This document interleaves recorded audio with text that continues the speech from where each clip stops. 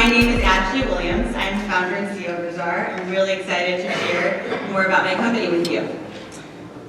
So, what do all of these ads have in common? They're all hated by millennials, like very much so. Why? Because brands are not effectively advertising or marketing to them in meaningful ways. I know millennials are weird. I'm not afraid to admit it. Big brands know it, but they don't get it. And that's where my company comes in. So Rizzar is a self-service marketplace. We aspire to connect with millennial content creators around the world, giving them opportunities to share their story. We have over 5,000 content creators, allowing brands to be able to connect with them and to use them for marketing purposes, and especially when it comes to storytelling. With a degree in journalism from the University of Southern California, I have always been so inspired and excited about telling people stories and allowing brands to do so as well. So this is how Rizzar works. Brands come to us with a need when it comes to a product, service, or any initiative that they're looking to target and market to millennials. We then connect them with our millennial content creators. These millennial content creators are selected by us from young professional groups, college campuses, and those also just join and also showcase their content to us, and we select them to be part of our marketplace. These millennials are then given guidelines, which then allow them to be able to create branded content for that brand. Now, this content can be articles, videos, podcasts, photos, but it allows the millennial to get paid for the content that they're creating. And what we found is that when brands like the American Heart Association or JP Morgan work with us, they actually see up to a 50% more content engagement reach than they do with other marketing agencies. So what we found is that we really are making an impact, being meaningful, purposeful, and we're also able to help provide opportunities for millennials to be able to make money from the content that they create. So in terms of our traction, like I said, we have, since launching in 2017 with our model, we've been able to garner over 5,000 content creators from around the world. We've also been able to garner over 100,000 in revenue.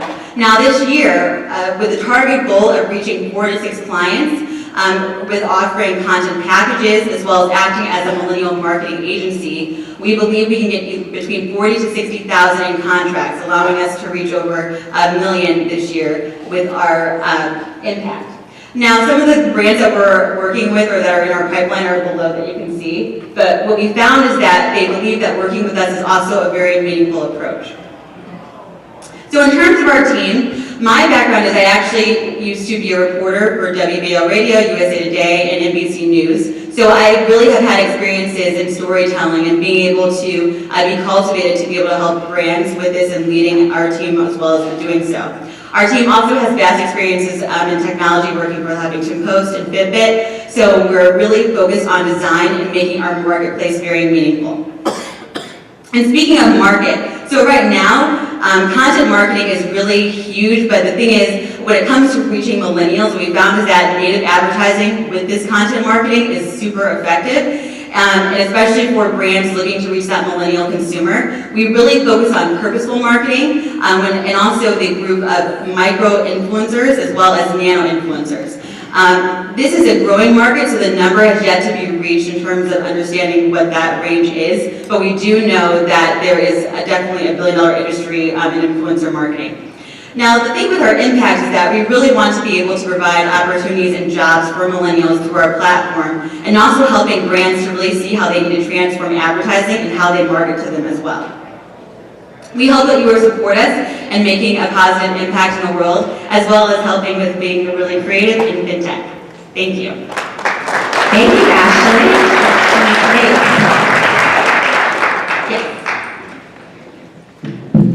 Hi, this is Anna Taylor, bfractal.io. I had a question about the content creators. Do you have a measure to whether it's good content or it's duplicated content before it's actually published? Another question too, do your influencers of the content, do they maintain a reputation type scoring? And then the last question is about, are you only using USD or are you using tokenomics to pay out people using your platform? Okay, we got the first one. What was it? First question, yeah, I'm sorry, I had quite a few questions. Okay, so the first question was to the the content marketing to the content. So I come from marketing. You don't want to do bad content. Yes. You don't want more stuff on the internet. Yes. You want it to be good quality content, and you also don't want it to be duplicate content. So Right. is there a plagiarism tool or filter, or is there a filter for duplicate, or is there some kind of content scoring to whether this is actually good quality content where you have a certain amount of words or whatever? Yes, so right now with the selection process of how the creators work with our brands, we're really selective on that group of individuals. Now, content creators can use our platform where we curate it. We have an editorial team that curates what's published. But in terms of those set creators that work with our brands, we actually select them in that process. And as we move forward, even with the marketplace, we still want it to be where we are really selective in who we allow to actually work with the brands. So they can build their experiences on the platform right now with us curating it. And then once we see that they are making good content, we then allow them over to the marketplace where they can work with us in that brand capacity. In terms of plagiarism and those efforts, what we do right now is we actually are building out a tool that will allow us to see what the content is and how, if there is plagiarism involved. But we also are very focused on curating and making sure that the content that we're developing is key. And also with working with a lot of the journalism students that we work with, and also individuals who have backgrounds in like marketing and that sort of thing, that allows us to really weed out people so that we do have those problems that they're no longer welcome back into the marketplace. One more question about I guess you kind of answered my question about reputation score, which it would be, Yes. it would be one-on-one, but I guess what I was getting to you, is it going to be all just USD, or are you going to tokenize it? Yeah, so and also with the reputation part. So one of the things that we really want to do in the platform is build out a sense of showcasing as millennials like each other's content, because what we found is that they like that millennials are speaking like millennial in that sense and very purposeful, because we really like meaningful content of who they aspire to be. But we really want it to be where they actually can grade each other off of that content. And that then allows them to want to make more content they're pushing out in the community. And then also it allows the brand to see who's the most effective in the community. And in terms of the fintech technology, we actually are looking at putting an infrastructure in place that allows us to pay them out as they're doing that. And that's something that we're developing, not with crypto, but just with normal fin technologies.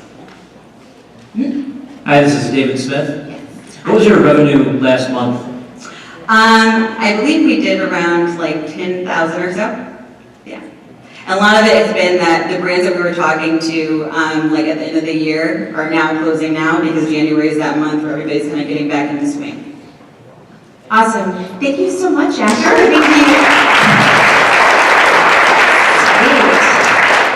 Sweet. 2 more to go. Ooh, this is